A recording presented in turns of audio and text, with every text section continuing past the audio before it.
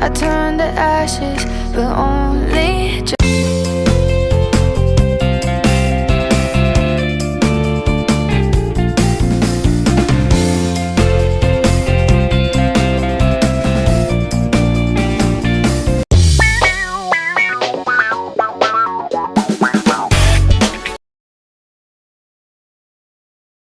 Hello viewers, welcome to my channel wellness around with Ramu. 144 సంవత్సరాలకు ఒకసారి వచ్చే మహాకుంభమేళ ప్రయాగరాజ్కి వెళ్ళాలి అని చెప్పి మా సైక్లింగ్ గ్రూప్లో మేము అందరం అనుకోవటం, ఒక 8 మంది రావడానికి సుముఖత వ్యక్తం చేయటం, బయలుదేరేటప్పటికి ఇవాళ అయింది. బందర్ రోడ్లో స్టేడియం ఎదుర్కొన్న వ్యాస్ కాంప్లెక్స్ నుంచి మేమందరం బయలుదేరాము. ఇది విజయవాడకే తలమానికమైన కనకదుర్గ ఫ్లైఓవర్. కుంభమేళకు సంబంధించిన అనేక యాక్సిడెంట్ న్యూస్లు వింటున్న నేపథ్యంలో అమ్మవారిని మా యాత్ర నిరాఘాటంగా జరగాలని, ఎటువంటి అవాంతరాలు ఎదురుకాకూడదని, మేము క్షేమంగా తిరిగి రావాలని ఆవిడకి నమస్కరించుకుంటూ బయలుదేరాము. 8 మంది 2 కార్స్లో బయలుదేరాము. 6:30కే బయలుదేరదామని ముందు అనుకున్నప్పటికీ అందరూ గుమికూడి బయలుదేరేటప్పటికి 7 అయిపోయింది. ఇంట్లో ఉంటే 8:30-9 వరకు బ్రేక్ఫాస్ట్ చేయం, కానీ ఇలా ఏమైనా ప్రయాణం పెట్టుకున్నప్పుడు ఆత్మారాముడు ఘోషిస్తూ ఉంటాడు. గొల్లపూడిలో గోదావరి రుచుల్లో ఆగాము. అన్లిమిటెడ్ బ్రేక్ఫాస్ట్ టోకెన్స్ తీసుకొని వేట ప్రారంభించాం. 7-8 రకాల వెరైటీస్ వాళ్ళు వడ్డించారు. బహురుచికరంగా ఉన్న ఈ అన్ని పదార్థాలని టేస్ట్ చేసాము. కడుపు నిండా టిఫిన్ చేసి కాఫీ తాగి బయలుదేరాము. ప్రయాగరాజ్ వెళ్ళటానికి గూగుల్ మ్యాప్స్లో వారం రోజుల నుంచి విపరీతమైన కసరత్తు చేశాము. ఫైనల్గా మేము ఎంచుకున్నది హైదరాబాద్ మీదుగా వెళ్ళటం.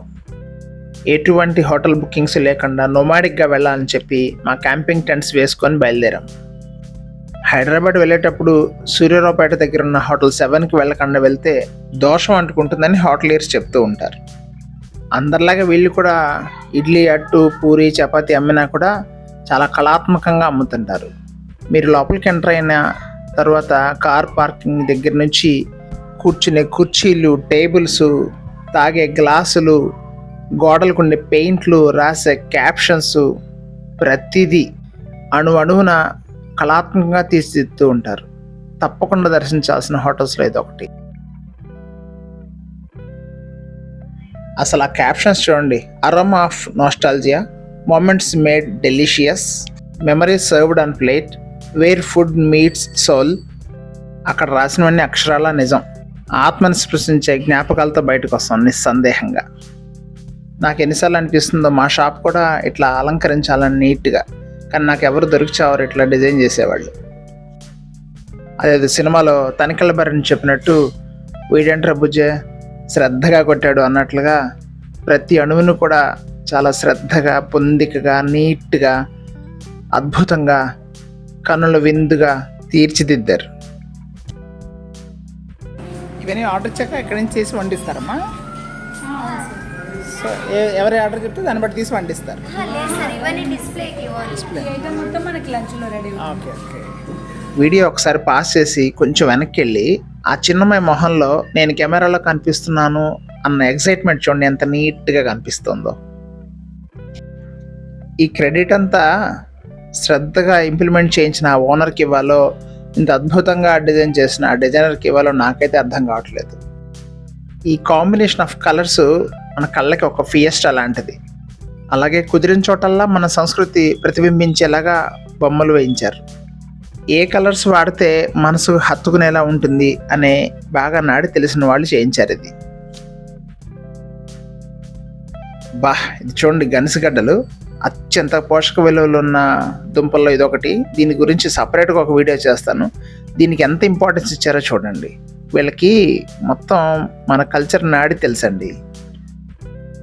ఈ పువ్వులు చూడండి ఎంత నీట్గా అలంకరించారో.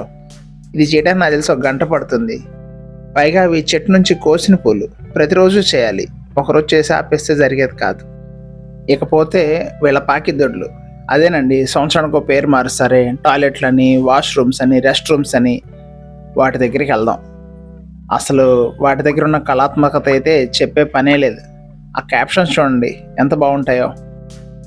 Men to the left because women are always right అట. మెన్కి మళ్ళీ వెంటనే ఒక బటరు, recharge, dashing men, even superman needs a break now. అంటే విజయవాడ నుంచి హైదరాబాద్ వెళ్ళేటప్పుడు డ్రైవింగ్ చేసేది మగవాళ్ళు కదా, సూపర్ మ్యాన్ లాగా వెళ్తారని వాళ్ళ ఉద్దేశం కాబోలు. ఈ డిజైన్కి ముందు డిజైన్లో అయితే కొంచెం అక్కడ స్మెల్ వచ్చేది, ఇప్పుడైతే చాలా నీట్గా ఉంది. అదేదో సింగపూర్ ఎయిర్పోర్ట్లో గ్రీనరీ లాగా ఈ టాయిలెట్స్ మధ్యలో కూడా చూడండి గ్రీనరీ ఎంత చక్కగా పెట్టారో. నిజంగా వీళ్ళ కళాత్మకతకి నా జోహార్లు.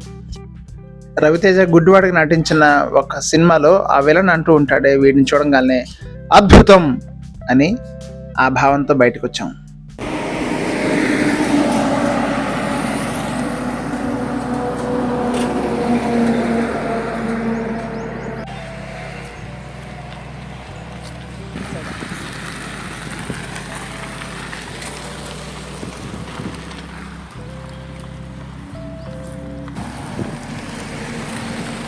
టైం 1:30 అవుతూ ఉండగా హైవే పక్కనే ఉండే ట్రక్ లేబై ప్రాంతంలో ఉన్న చెట్ల కింద మా వాహనాలను ఆపి ఇళ్ల నుంచి తెచ్చుకున్న ఆహార పదార్థాలని ఆ పూటకి లంచ్గా పూర్తి చేశాం. 90లో దరిద్రంగా ఉండే రోడ్లన్నీ కూడా ఈ టోల్గేట్స్ పుణ్యమాని అద్భుతంగా తయారయ్యాయి. లేకపోతే 1400 కిలోమీటర్లు 20 గంటల్లో డ్రైవ్ చేయడం సాధ్యమా? ఇవాళ నైట్ నాగపూర్లో పడుకోవాలి అనేది మా ప్లాను. అక్కడికి ఇంకా 384 కిలోమీటర్లు ఉంది. చెప్పాను కదా మేము నోమాడిక్గా వెళ్ళొద్దాం అనుకున్నామని. మా క్యాంపింగ్ టెంట్లు కార్లో వేసుకొని వచ్చాము. ఎక్కడ కుదిరితే అక్కడ ఆ టైంకి టెంట్లు పిచ్ చేయటం, పడుకోవటం. విజయవాడలో కొండపల్లి బొమ్మలు ఎలాగో నిర్మల్లో కూడా అలాంటి బొమ్మలు ఉన్నాయని తెలిసి హైవే పక్కనే ఉన్న నిర్మల్ ఊర్లోకి వెళ్ళి ఆ స్టోర్ని విజిట్ చేశాము. దీని గురించి సపరేట్ వీడియో ఒకటి పోస్ట్ చేస్తాను. నిర్మల్ దాటాక ఆదిలాబాద్ అడవుల్లో కనిపించిన ఈ సూర్యాస్తమయ దృశ్యాలు మా మదిని దోచేశాయి. జాతి మతము భేదం లేకుండా మనిషి అన్న ప్రతి ఒక్కడి మదిని దోచేసేవే ఈ ఉదయాస్తమయ సంధ్యా దృశ్యాలు. రాత్రి అయ్యేసరికి అలా సాగిన మా ప్రయాణం నాగపూర్కి చేరుకుంది. నాగపూర్లో హైవే పక్కన ఒక ఎల్ఎన్జి బంక్లో మా టెంట్స్ పిచ్ చేసుకుంటామని వాళ్ళు ఒప్పించే గడబడిలో రాత్రి నేను నా కెమెరాకి పని చెప్పడం మర్చిపోయాను. యథావిధిగా తెల్లవారుజామునే లేచిన మా అందరికీ నాగపూర్లో ఇంకా వీడని ఆ చలి కొద్ది కొద్దిగా శరీరాన్ని తగులుతుంటే చీకటిని చీల్చుకు వచ్చిన ఆ వెలుతురు మా మనసుకి ఎంతో ఆహ్లాదాన్ని ఇచ్చాయి. నులి మంచు తెరల్ని చీల్చుకుంటూ తూర్పు ఎర్రబారటం మొదలైంది. ఆ అద్భుతాన్ని అలా కనులారా చూస్తూ మనసు నిండుతూ ఉండగా ఇలా భానుడు ప్రత్యక్షమయ్యాడు. చేయి తిరిగిన చిత్రకారుడు కుంచెతో రంగులద్దినట్టు అద్భుతంగా కనిపిస్తున్న ఆ దృశ్యాన్ని అలా మనసులో నింపుకున్నాం. బయలుదేరి కొద్దిగా ముందుకు వెళ్ళగానే లెఫ్ట్ సైడ్ ఈ హోటల్ కనిపించింది.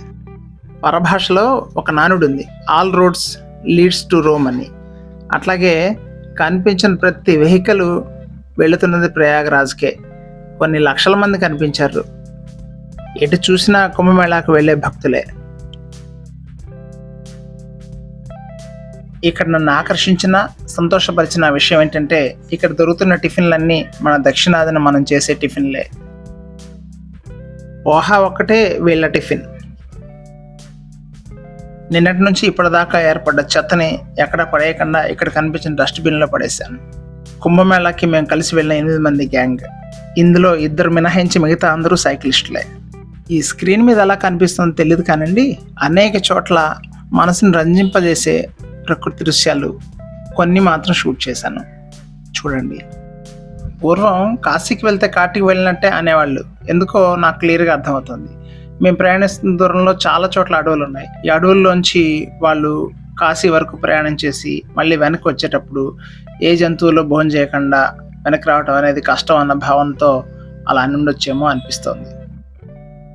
లేదా అడవుల్లో దారి తప్పిపోయి ఆహారం దొరక అలమటించి చనిపోవటమో, లేదా ఏదైనా సుస్థి చేసి వైద్యం అందక చనిపోవటం జరుగుతూ ఉండొచ్చు బహుశా.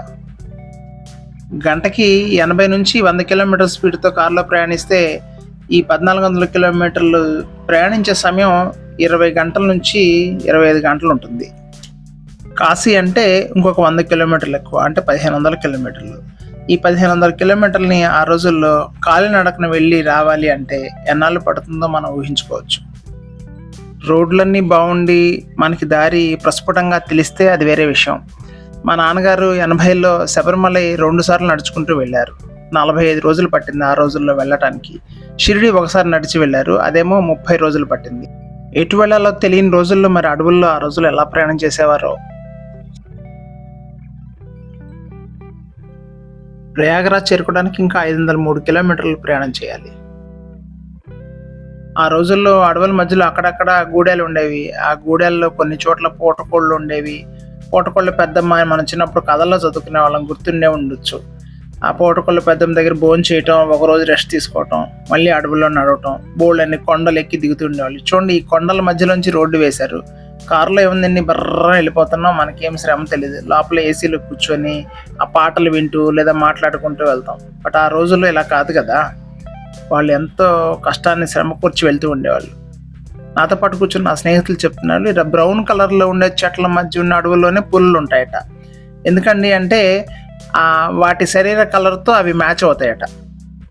మొన్న ఈ మధ్య మారేడుమిల్లి ట్రిప్ వేసి వచ్చాం ఒక 2 రోజులు. ఆ వీడియో దీని తర్వాత పోస్ట్ చేస్తాను. అడవులో నడుస్తుంటే ఆ అనుభూతే వేరు. ఎక్కడున్నాం? అడవులో నడిచే దగ్గర కదా. ఆ రోజుల్లో గజ దొంగలు అడవుల్లో కాపు కాచుకొని ఉండేవాళ్ళు. దారిన పోయే వాళ్ళని కొట్టడం, వాళ్ళ దగ్గర ఉన్న ఆహార పదార్థాలు, డబ్బులు లాక్కోవటం, లేదంటే ఇంకా క్రూయాలిటీ ఉంటే చంపేసేయటం, ఇలా చేస్తూ ఉండేవాళ్ళట. మనం కథల్లో చదువుకుంటూ ఉంటాం కదా. హైజీన్ హైవే రసాన్ని కనిపిస్తే ఆగాము. అదేంటో ఏసీలో వెళ్తున్నా సరే దాహం వేస్తూ ఉంటుంది. మనకి ఇక్కడ చెరుకు రసం పసుపు పచ్చగా వస్తుంది కదా, ఇక్కడ ఏంటో మరి ఆకుపచ్చగా వస్తుంది. రంగు ఏదైనా కానీ రుచి మాత్రం తీయగా ఉంది. ఒక గ్లాసుకి 30 రూపాయలు పే చేయడంలో అస్సలు బాధ లేదు, కానీ ఆ ప్లాస్టిక్ దరిద్రంలో తాగుతున్నందుకే చాలా బాధేసింది. ప్లాస్టిక్ లేకుండా కూడా కోటాను కోట్ల సంవత్సరాలు మనిషి జీవితం సాఫీగానే జరిగింది. ఈ ప్లాస్టిక్ వచ్చాకే లేనిపోయిన దరిద్రం అంతా మన మెడకు చుట్టుకుంది. ఆ పోస్టరు, వాడు పెట్టుకున్న కళ్ళజోడు, ఆ గ్లాసు, స్ట్రా 4 ప్లాస్టికే.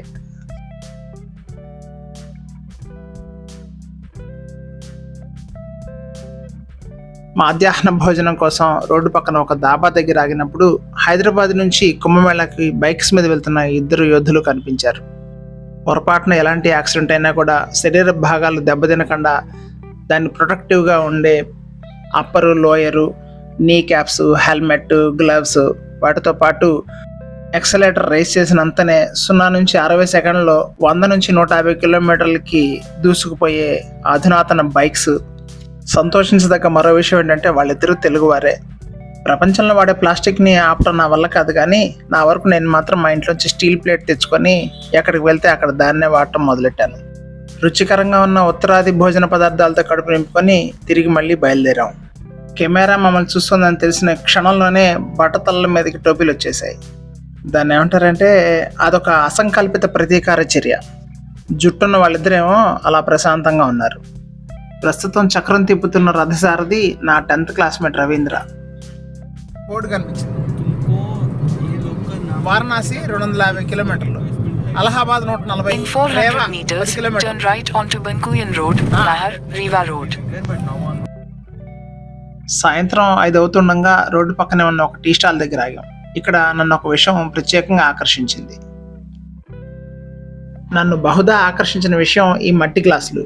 ఇక్కడ టీ కేవలం మట్టి గ్లాసుల్లో మాత్రమే సప్లై చేస్తున్నారు. నేను మన ప్రధానమంత్రి నరేంద్ర మోడీ గారిని కోరుకునేది ఏంటంటే, అర్జెంటుగా రాత్రికి రాత్రే దేశంలో ఉన్న అన్ని టీ స్టాల్లో పేపర్ గ్లాసులు, ప్లాస్టిక్ గ్లాసులు బ్యాన్ చేసి ఓన్లీ ఇలా మట్టి గ్లాసులోనే టీ సర్వ్ చేయాలని ఆజ్ఞాపించాల్సిందిగా కోరుతున్నాను. ప్రయాగరాజ్ ఇంకా కేవలం 97 కిలోమీటర్లే ఉంది. Thank you. ఓకే.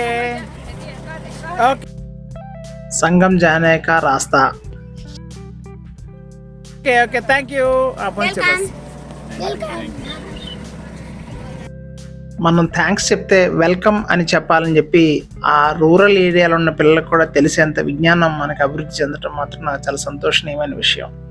ఏం జరిగిందంటే, మేము ఆ 97 కిలోమీటర్లు దాటి ప్రయాగరాజ్లోకి ఎంటర్ అయిన తర్వాత చివరి 10 కిలోమీటర్లు మాత్రం కాస్త రష్ ఉంది.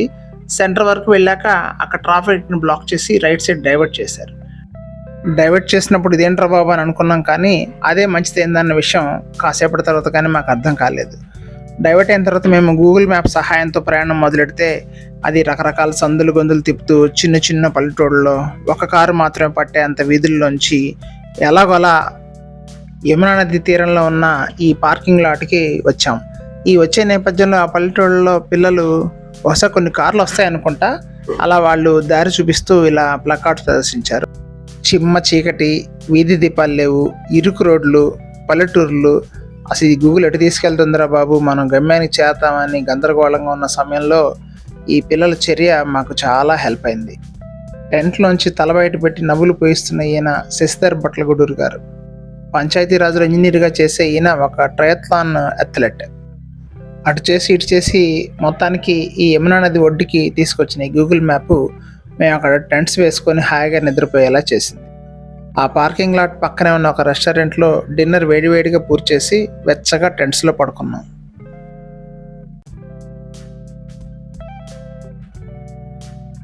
పొద్దునే లేచి ఫ్రెష్ అప్ అయ్యి ఇంకా స్నానానికి బయలుదేరాం. నొమాటిక్స్గా టెంటుల్లో పడుకున్నారు కదా, వీళ్ళకి వసతులన్నీ ఎట్లా అనుకుంటున్నారేమో.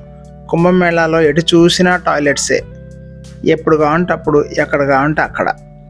కుంభమేళాకి వెళ్ళొచ్చిన వాడిగా చెప్తున్నాను, ఈ కుంభమేళా ఆర్గనైజ్ చేసే ముందు ఎలా ఆర్గనైజ్ చేయాలి అని ఆలోచించే వాళ్ళు వాళ్ళ వైపు నుంచి కాకుండా వచ్చిన వాళ్ళు ఏ విధంగా ఇబ్బందులు ఎదుర్కోకుండా ఉండాలి అన్న కాన్సెప్ట్లోనే టోటల్గా రూపొందించబడిందని నాకు వెళ్ళొచ్చిన తర్వాత అర్థమైంది, బాగా అర్థమైంది.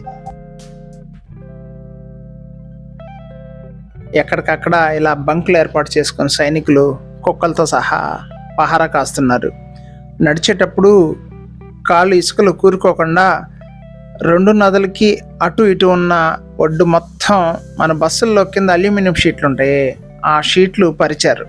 చక్కగా వాటి మించి నడవచ్చు. ఇసుక ఎంత పడ్డా సరే నడిచేటప్పుడు గట్టిగా ఉంటుంది నేల. ఇది యమునా నది. చూడటానికి ఇప్పుడు చిన్నగా కనిపించింది మాకు కూడా. ఆ ముందు ముందు ఒక వంతెన కనిపిస్తుంది మీకు. ఆ వంతెన ఎక్కిన తర్వాత దీని వైశాల్యం తెలుస్తుంది. యమునా నదిలో స్నానం చేసే వాళ్ళ కోసం ఇక్కడ ఒక ఘాట్ నిర్మించబడింది. నేను అనుకోవటం ఇది పుష్కర్ ఘాట్ అయి ఉండొచ్చు. ఈ కుంభమేళా సందర్భంగా దీన్ని మళ్ళీ రంగులు పూసి ఆధునీకరించారు. టైం సుమారుగా 7:30-8 అవుతుంది. ఇంకా మంచు వేయలేదు. మనకి ఇక్కడ 27 అలా టెంపరేచర్ ఉంటే ప్రయాగరాజ్లో 22-23 అలా ఉంది. చలి అయితే బాగానే ఉంది.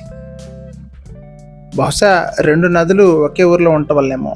గంగా నది నీళ్ళైతే పూర్తిగా హిమాలయాల నుంచి వస్తాయి కాబట్టి ఆ చల్లదనం, ఈ నది యొక్క చల్లదనం అలా టెంపరేచర్స్ డౌన్గా ఉండడానికి కారణం అయి ఉండొచ్చు. రాత్రి అక్కడికి చేరుకున్నప్పటి నుంచి ఈ బయలుదేరేంత వరకు మా మనసు ఎంతో ఉల్లాసంగా ఉంది.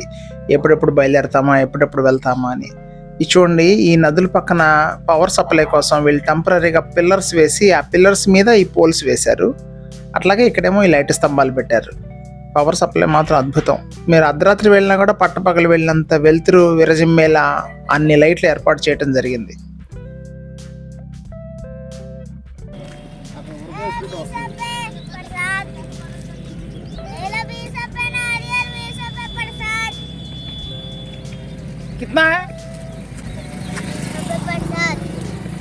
ఈ బంగారు తల్లి పసిమొహంలో ఆ ఆర్గానిక్ భావాలు చూడండి ఎంత చక్కగా పలుకుతున్నాయో. రామ్ ది ట్రావెలర్ అని ఒక యూట్యూబర్ ఉన్నాడు. ఇతను చూసి గబుక్కుని అతనేమో అనుకుని పలకరించాక అర్థమైంది అతను కాదు, ఇతను కూడా మన తెలుగువాడే.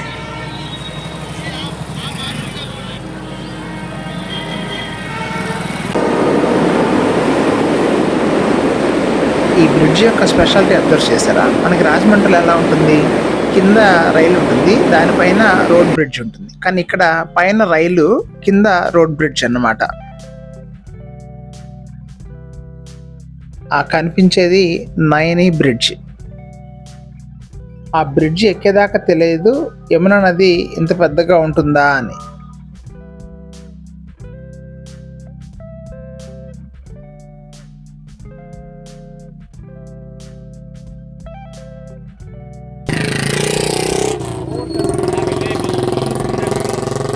కుడివైపు ఈ అలౌకిక్ శనిధామ్ అని ఒక చిన్న గుడి కనిపించింది. ఇక్కడ శనీశ్వరుడి విగ్రహం పెట్టి వీళ్ళు పూజిస్తున్నారు. ఓం శం శనైశ్చరాయ నమః అని రాసింది ఆ విగ్రహం పైన. ఈ కనిపిస్తున్న నైని బ్రిడ్జి ప్రయాగరాజ్ నుంచి నైని వెళుతుంది కాబట్టి దీన్ని నైని బ్రిడ్జ్ అంటారు. ఇది 2 కాంక్రీట్ పైలాన్స్ నిర్మించి వైర్ల సహాయంతో నిర్మించబడ్డ బ్రిడ్జ్ ఇది. ఇది 2004లో నిర్మించారు. దీనికి ముందు మనం చూసిన ఆ పైన ట్రైను కింద రోడ్డు ఉన్న స్టీల్ బ్రిడ్జి 1865లో నిర్మించిన భారతదేశంలో అత్యంత పాత బ్రిడ్జెస్లో అదొకటి. దాని రష్ పెరిగిపోయిందని చెప్పి దీన్ని 2004లో నిర్మించారట. ఇన్క్రెడిబుల్ ఇండియా అట్ మహాకుంభ్ 2025 అని మన భారతదేశానికి సంబంధించిన గొప్ప గొప్ప విషయాలన్నీ ఈ మ్యూజియంలో తాత్కాలికంగా ప్రదర్శించడం జరిగింది. మాకు టైం తక్కువ ఉండటం వల్ల లోపలికి వెళ్ళి దర్శించలేదు. మా కార్ పార్క్ చేసిన దగ్గర నుంచి ఒక 3 కిలోమీటర్ల పాటు యమునా నది ఒడ్డునే నడిచిన మేము నైనీ బ్రిడ్జ్ ఎక్కి అవతల వైపు దిగాల్సిన సందర్భంలో ఇక్కడ రైట్ తీసుకొని బ్రిడ్జ్ ఎక్కడం కోసం వెళ్తున్నాం.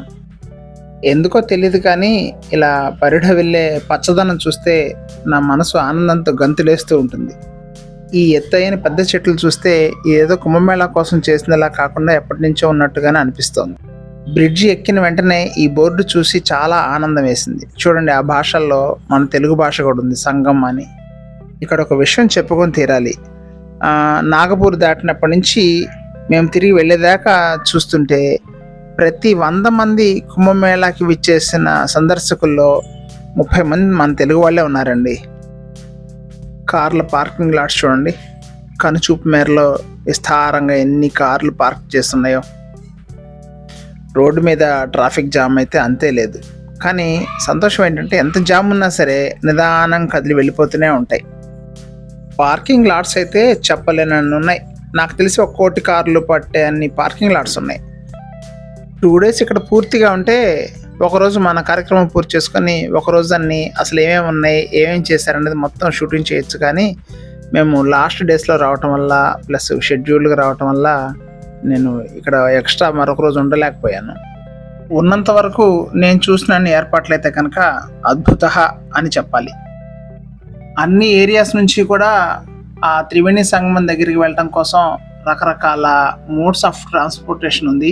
పర్టికులర్లీ బైక్ ట్యాక్సీలు ఉన్నాయి, ఆటోలు ఉన్నాయి, అలాగే చిన్న చిన్న ట్రక్స్ ఉన్నాయి. అబ్బా, ఆ టెంట్స్ చూడండి ఎన్ని వేశారో.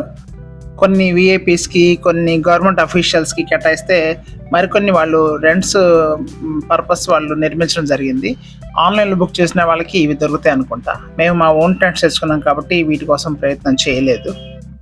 మా బ్యాచ్లో అందరం ఫిట్గానే ఉన్నాం కాబట్టి మేము ఎటువంటి మోడ్ ఆఫ్ ట్రాన్స్పోర్టేషన్ ఎంచుకోకుండా మేము నడిచే వెళ్దామని నిర్ణయించుకొని నడక మొదలెట్టి ఇవన్నీ చూసుకుంటూ నడుస్తున్నాము. టోటల్గా మాకు వెళ్ళి రావడానికి 18 కిలోమీటర్లు పట్టింది. మేమున్న ప్లేస్ నుంచి నైని బ్రిడ్జ్కి ఒక 3 కిలోమీటర్లు. టోటల్గా మా కార్ పార్కింగ్ నుంచి పవిత్ర సంగమం దగ్గరికి వెళ్ళి రావడానికి ఒక 25 కిలోమీటర్ల పైనే ఉంది. వచ్చేటప్పుడు మేము ఒక 7-8 కిలోమీటర్లు వెహికల్లో వచ్చాము, టైం సరిపోక. సో అది తీసేస్తే మేము మొత్తం 18 కిలోమీటర్లు నడిచాం. ఇది యమునా నదికి ప్రయాగరాజ్ వైపు ఉన్న ఒడ్డు మీద నిర్మించిన టెంట్లు. ఇప్పుడు చూడండి యమునా నది ఎంత విశాలంగా ఉందో. అది బోట్ క్లబ్ అన్నమాట అటువైపు. ఆ బోట్ క్లబ్ నుంచి ఆ నీటి ద్వారా డైరెక్ట్గా పవిత్ర సంగమం దగ్గరికి తీసుకెళ్లే ఒక ఫెసిలిటీ ఉంది. అది రష్ని బట్టి ఈ కుంభమేళా టైంలో 1000 నుంచి 2000, బాగా రష్ టైంలో 2000 నుంచి 10,000 కూడా ఛార్జ్ చేసిన సందర్భాలు ఉన్నాయట. కానీ మేమైతే నడక మార్గాన్ని ఎంచుకున్నాం, ఎందుకంటే అన్నీ వివరంగా చూడొచ్చని. మా చిన్నప్పుడు పుస్తకాల్లో వైర్ బ్రిడ్జ్ అంటే వైర్ల మీద ఎలా నిలుస్తుందో అనుకునేవాళ్ళం. ఇది వైర్ కాదు, మోక్ అని ఇది చూస్తే కానీ తెలియదు. ఇది మోకుల బ్రిడ్జ్. మోకు అంటే తెలుసు కదా, బాగా లావుగా ఉండే తాడు. ఇవన్నీ ఇంజనీరింగ్ మార్వెల్స్. కొన్ని పదాలు పరభాష అయినా కూడా చాలా పవర్ఫుల్గా మనకు అర్థమయ్యేలా చేస్తాయి. ఉత్తరప్రదేశ్ అంటే ఎక్కడో లేదుగా, ఆంధ్రప్రదేశ్ కొత్త దూరంలో ఉంది వాతావరణ పరంగా. అక్కడ ఇక్కడ ఆల్మోస్ట్ సేమ్ టెంపరేచర్స్. 10 అయిందో లేదో హీట్కి పంపరేగుతుంది. దాహంతో నోరు ఎండుకుపోతున్నా ఈ బ్రిడ్జి అందాలు, యాత్రికుల సందడి, ఈ హడావిడిలో ఏదో నడిచేస్తున్నాం. అట్లా చెప్పడం మర్చిపోయాను. ఆ కనిపించేది బోట్ క్లబ్ అన్నాను కదా, దాన్ని కాళీ ఘాట్ అంటారు. ఇటువైపు ఉన్నదేమో అరియల్ ఘాట్ లేదా విఐపి ఘాట్ అంటారు. దేశ విదేశాల్లో ఉన్న అనేక ప్రదేశాల నుంచి ఇవాళకి సుమారుగా 55 కోట్ల మంది వచ్చారని ఇందాక ఎవరు అనుకుంటుండగా విన్నాను. ఇంతమంది ఒకే ప్రదేశానికి ఒకే ఎయిమ్తో రావటం అనేది అత్యంత గొప్ప విషయం. సనాతన ధర్మంలో పండుగలన్నీ కూడా మన శరీర ధర్మాన్ని, వాతావరణాన్ని బేస్ చేసుకునే ఉన్నాయి ఇప్పటిదాకా. ఈ కొత్తగా అరువు తెచ్చుకున్న ఆ డే, ఈ డే, బోడే అనుకుంటూ కాకుండా మనకున్న ప్రతి పండుగ, ప్రతి రోజు కూడా ఒక నిర్దిష్టమైన కారణంతో, ఒక నిర్దిష్టమైన ఎయిమ్తో నిర్దేశించబడ్డవే అని మనం అబ్జర్వ్ చేయొచ్చు. అది తొలి ఏకాదశి ఉపవాసాల నుంచి సంక్రాంతి కానీ, శివరాత్రి కానీ, దసరా కానీ, దీపావళి కానీ ప్రతి పండగ, ఒక పండగ ఏమో కాలాన్ని ఉద్దేశించుంటే, ఒక పండగ ఏమో వాతావరణాన్ని ఉద్దేశించుంటే, ఒక పండగ ఏమో శరీర ధర్మాన్ని ఉద్దేశించుంటే, ప్రతిదీ అలాగే నిర్దేశించబడ్డాయి అన్నమాట. ఈయనెవరో ఏకంగా ఆవునే పెట్టుకొని వచ్చారు. ఆవుని ఎందుకు పూజించాలి అని సైంటిఫిక్గా మనం ఆలోచిస్తే, ఆవు యొక్క జీవన క్రియలు, శరీర ధర్మం ప్రకారం అది మానవాళికి, భూమికి ఎంతకు ఉపయోగపడుతుందో తెలిస్తే ప్రపంచంలో ప్రతి ఒక్కళ్ళు ఆవును తినటం మానేస్తారు. ఇప్పుడు జంతువులు ఇంకో జంతువుని వేటాడి తింటాయండి. అలాగే ఒక పులి ఆవుని తింటుంది. దానికి తెలియదు కదా దాని యొక్క ఉపయోగం ఏంటనేది. మనకు తెలుసు కదా, తెలిసి కూడా మూర్ఖంగా దాన్ని చంపి తింటే అంతకంటే దుర్మార్గం ఇంకోట్లేదు. ఇక్కడ ఈ స్టాల్ చూశాక నాకు అర్థమైంది, ఉత్తరప్రదేశ్లో టీ తాగేటప్పుడు ఎక్కువ మట్టి గ్లాసులనే వాడతారు అని. ఇక్కడ టీతో పాటు మంచి లస్సీ కూడా ఇతను సప్లై చేస్తున్నాడు. ఎండ బాగా వేడిగా ఉంది కదా, టీ తాగాలని నాలుగు పీకేస్తున్నా మనసేమో మజ్జిగ తాగమంది. ఒక్కొక్కసారి మనసు చెప్పినట్టు చేయాలి కదా, ఆ ముంత నిండా మజ్జిగ పోసుకొని తాగేశాను. పైగా దానికి తోడు ఆ టాపప్గా ఎండు కొబ్బరి, జీడిపప్పు, కిస్మిస్ వేసి ఇచ్చాడు. అద్భుతంగా ఉంది తాగుతుంటే. ఇందాక ఆవు టాపిక్ దగ్గర ఆగాం కదా, ఈ చలి ప్రదేశాల్లో ఏమో నాకు తెలియదు కానీ పర్టికులర్లీ ట్రాపికల్ ఏరియాస్లో మాత్రం ఆవు వల్ల భూమికి, మనుషులకి అత్యంత ఉపయోగాలు అయితే వనగూరుతాయండి.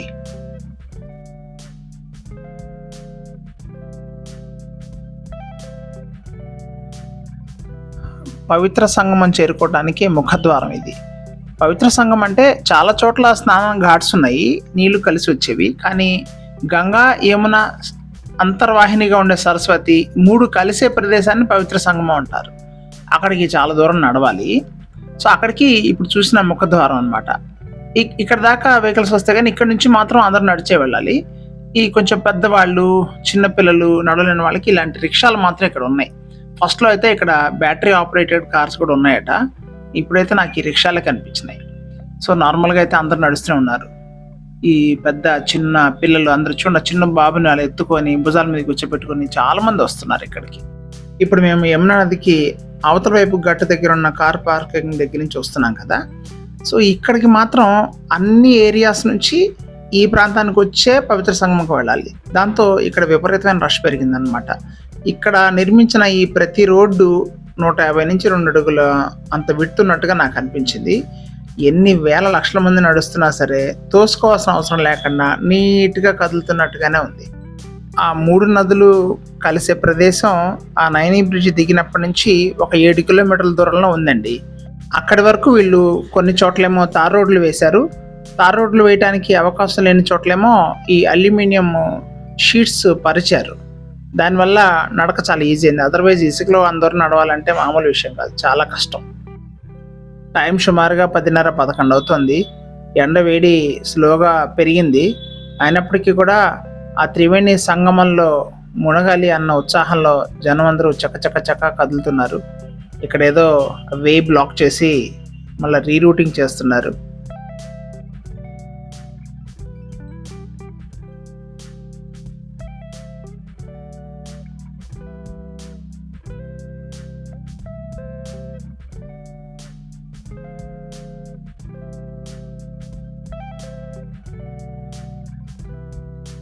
సంగమం దగ్గరికి చేరటానికి ఒక 3 వేస్ కనిపించినాయి నాకు. ఒక్కొక్క వేలో ఒక్కొక్క ద్వారం పెట్టి ఒక్కొక్క నామకరణం చేశారు. ఈ ద్వారం పేరు కచ్చప్ ద్వార్. కచ్చప్పుడు గురించి తెలిసిన వాళ్ళు దయచేసి కామెంట్స్ రూపంలో తెలియచేయగలరు. ఇక్కడ నుంచి రష్ ఇంకా పెరిగింది. ఇది వెళ్ళే దారి, వచ్చే దారి వేరే వైపు నుంచి పంపిస్తున్నారు వాళ్ళు. అందరూ నడుస్తున్నప్పుడు ఆ మట్టి అంతా, ఇసుక అంతా ఈ ప్లేట్స్ మీదకి వచ్చి నడుస్తుంటే మట్టి లేస్తుందని చెప్పి వాళ్ళు మధ్యలో పెద్ద పైప్స్తో వాటర్ కొడుతున్నారు.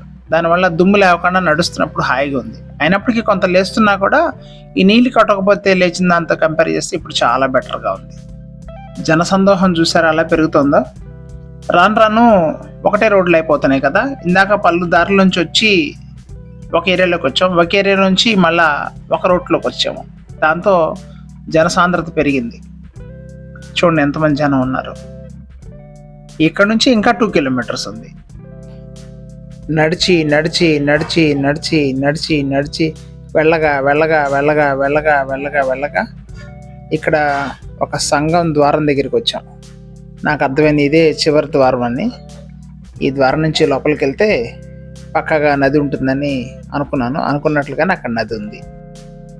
ఇక్కడ అసలు వాడిన టెక్నాలజీ, ప్రపంచంలో ఉన్న టెక్నాలజీ మొత్తం వాడారండి. మనుషులను లెక్కేసే దగ్గర నుంచి అక్కడ ట్రాఫిక్ని ఆర్గనైజ్ చేసే దగ్గర నుంచి ఆ రష్ని బట్టి ఎప్పటికప్పుడు అసెస్మెంట్ చేస్తూ మార్చేస్తున్నారు. అక్కడ నీటిని శుభ్రపరిచే యంత్రాల దగ్గర నుంచి, సర్వేలెన్స్ దగ్గర నుంచి, అసలు వాట్ నాట్ ప్రతిదీ కూడా హయ్యెస్ట్ టెక్నాలజీ వాడారు. ఇదేంటబ్బా ఇంత దూరం వచ్చి మోకాళ్ళ లోతులో స్నానం అని కొంచెం నిరుత్సాహపడ్డా. కానీ మా కారులో 4వ వ్యక్తి ఒక ఐఐఎంలో చదివిన ఒక టెక్ మ్యాన్, తను మిస్టర్ శివకుమార్. గూగుల్ మ్యాప్ సహాయంతో చూసి ఇది యమునా నది, కొంచెం ముందుకు వెళ్తే కానీ అక్కడ మనకి గంగా యమున సరస్వతి కలిసే ప్రదేశం ఉండదని గుర్తించి, తను చెప్పకపోతే ఇక్కడే మునిగి వెళ్ళేవాళ్ళం. సో అక్కడికి వెళ్ళాం అన్నమాట. ఇది ఆ ప్లేస్.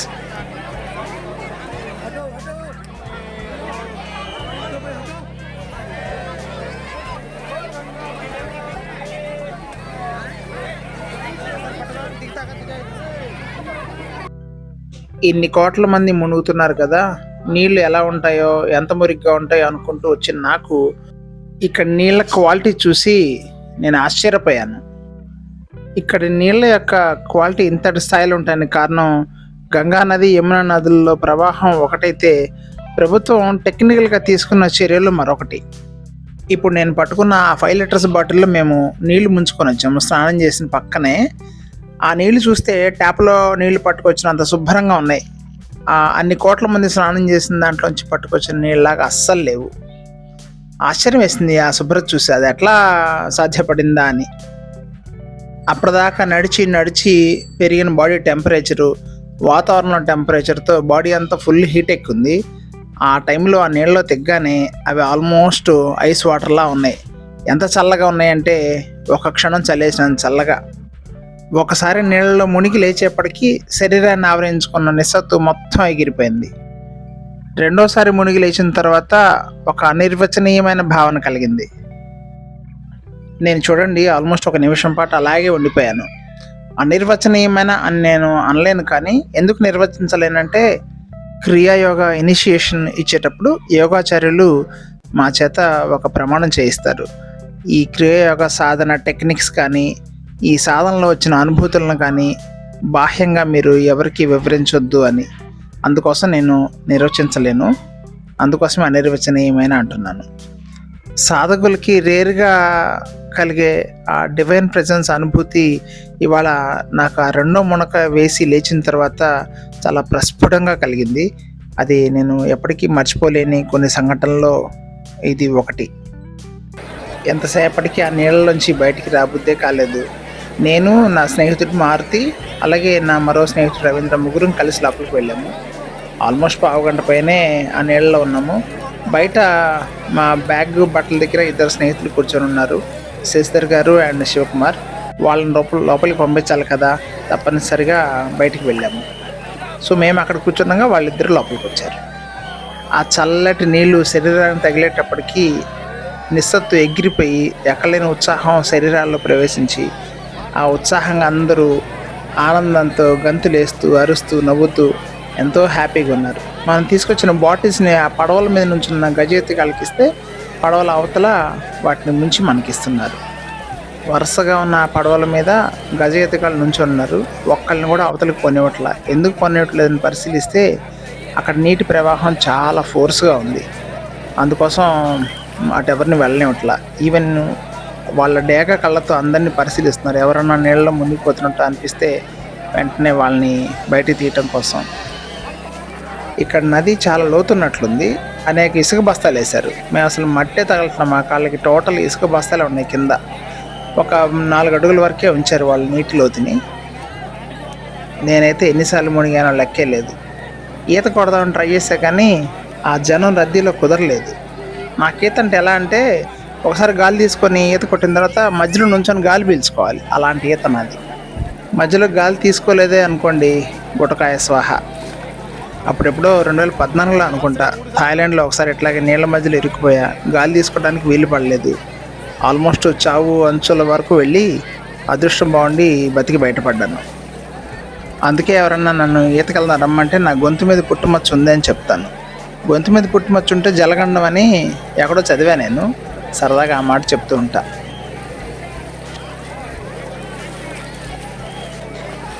నీళ్ళల్లో మునిగి ఎవరు ఎక్కువసేపు ఉంటారని రవితో పోటీ పడ్డాను.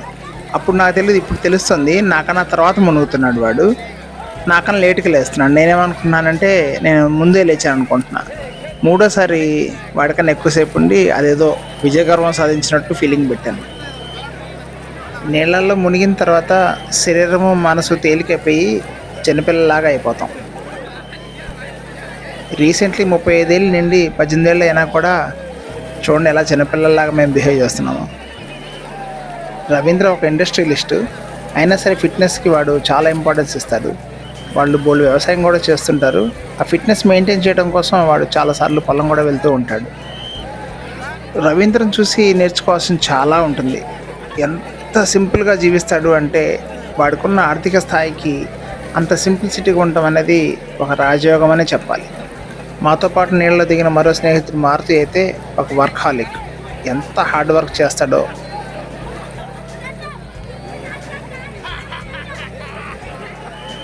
ఇది విజయగర్వం అనరేమో, వికటట్టహాసం అంటారు. అది కూడా అసంకల్పిత ప్రతీకార చర్య.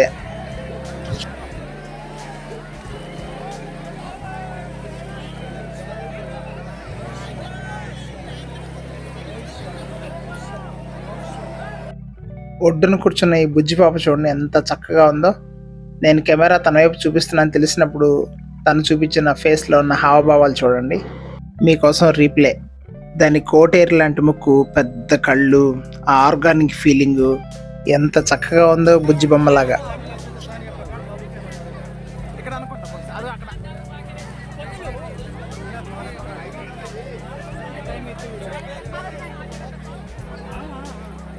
చూసారా రష్ ఎంత ఉందో. నది ఒడ్డున జనసముద్రం. ఇసుకేస్తే రాలనంతమంది ఉన్నారంటారే, ఆ విధంగా ఉన్నారు.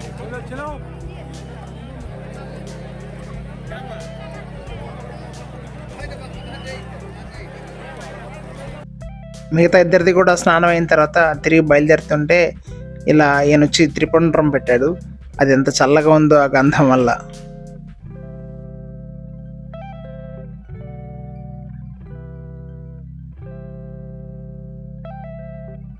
జుట్టుపై చాలా కాలం అయింది కదా, ఆయన బొట్టు పెట్టేటప్పుడు అలా జుట్టు పైకెత్తి పట్టుకుంటే నాకు చాలా కొత్తగా అనిపించింది.